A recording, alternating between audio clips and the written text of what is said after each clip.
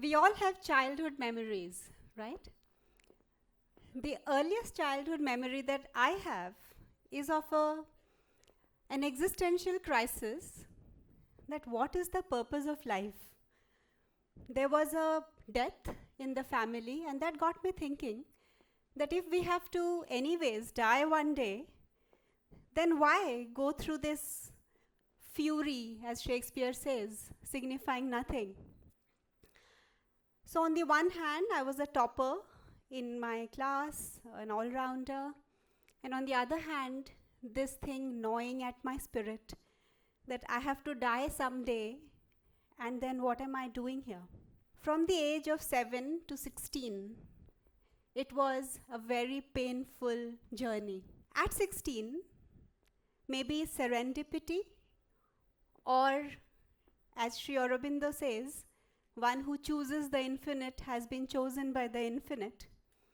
I find myself at Sri Aurobindo Ashram, Pondicherry, and at a youth camp, come to know about the human evolution, that man is not the final terrestrial being on earth. Evolution has to move from this unfinished work in progress that we call human beings to a larger, divine, complete, whole being, which he termed the Superman. And it's very different from Nietzschean Superman. It is the supramental being who would be the divine man on earth. It was like a parched soul had got water after many, many years. And he also gave the process of that becoming. It is to grow all the aspects of oneself, physical, emotional, and mental, around one's spiritual center.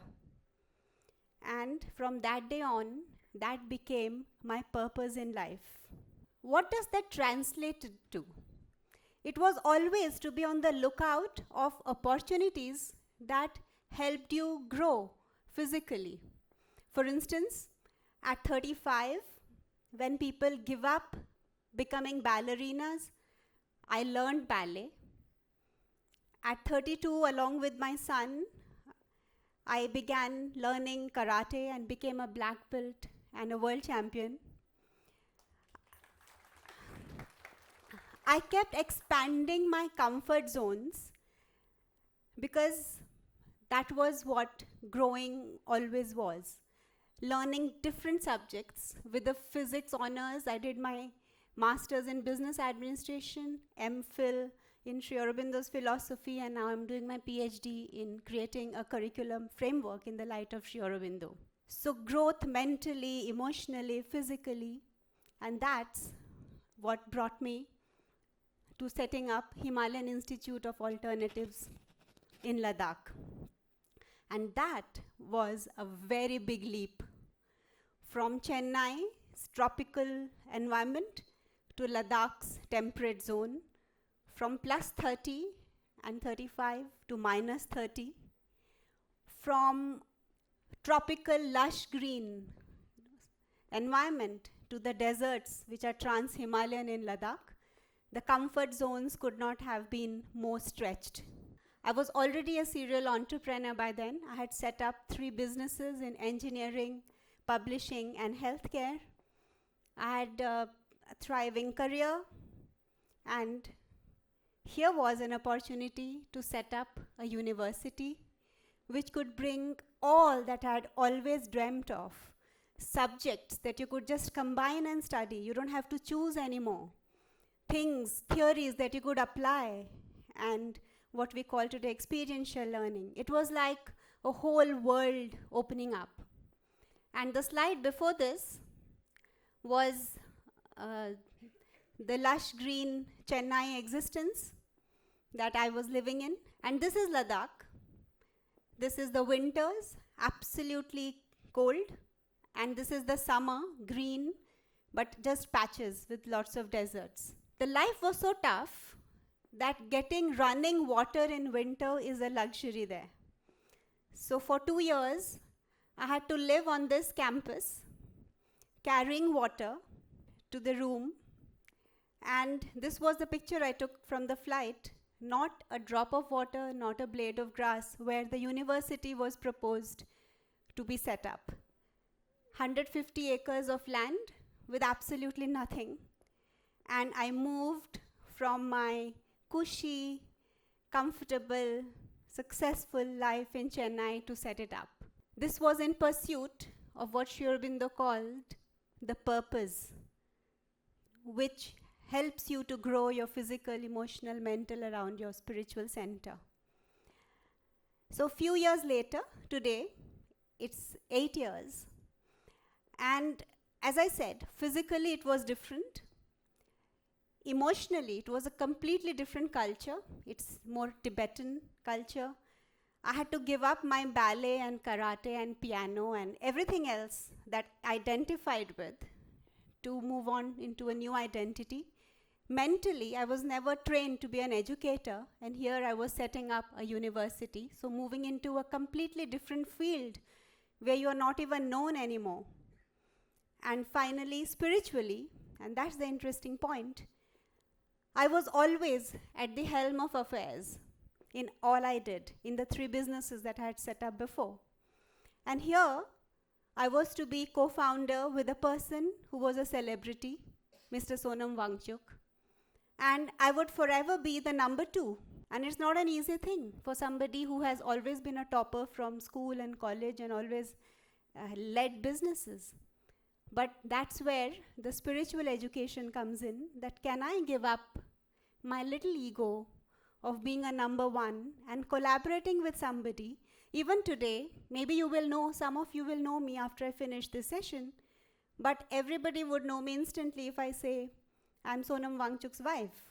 But even after 8 years, I continue to work in this field because it was the purpose. Today we have a campus that has about 150,000 square feet of passive solar heated buildings that stay at +20 when it is -20 outside without any artificial heating. So they are not only carbon neutral, they are carbon negative. They are not just net zero, they are net positive. This is the campus we've set up. We've convocated more than 200 students in the last 5 years, built about 10 courses from scratch.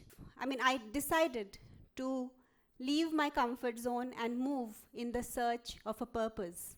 Happiness, therefore, my dear friends, is not a pursuit of life. It is a byproduct of a life which is lived with purpose and which has a very progressive way of living it. So progress leads to joy.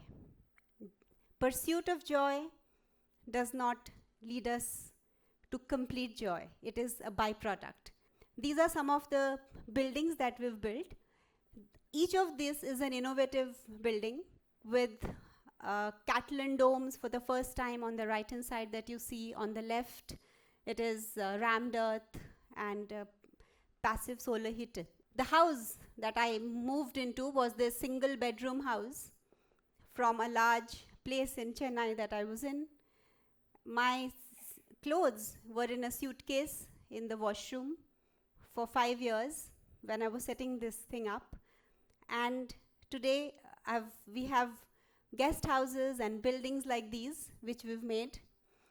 And what do we do, therefore, with our students? How do we create a campus that is caring? From the experience that I've had, the first thing we work with, and I personally take that session, is we help our students find out their ikigai, as it is called in Japanese, or swadharma, as it is called in the Bhagavad Gita. So every child, every student, and every staff, they go through this session with me where we help them find their swadharma. Even the selection process is such that it is not governed by your past record of educational qualification, but of the big idea of what do you want to do in future. This helps one to steer one's life away from whatever one has been, and we provide the infrastructure that and the resources that you can build a life afresh. Even our JDs have a 60-30-10 component, because we are all composite beings. We are not just, born to do just one thing. So 60% is the main work that one has to do, 30% is the second interest that one has, and 10% may have nothing to do with what HIAL is today, but it is something that the person wants to pursue in future.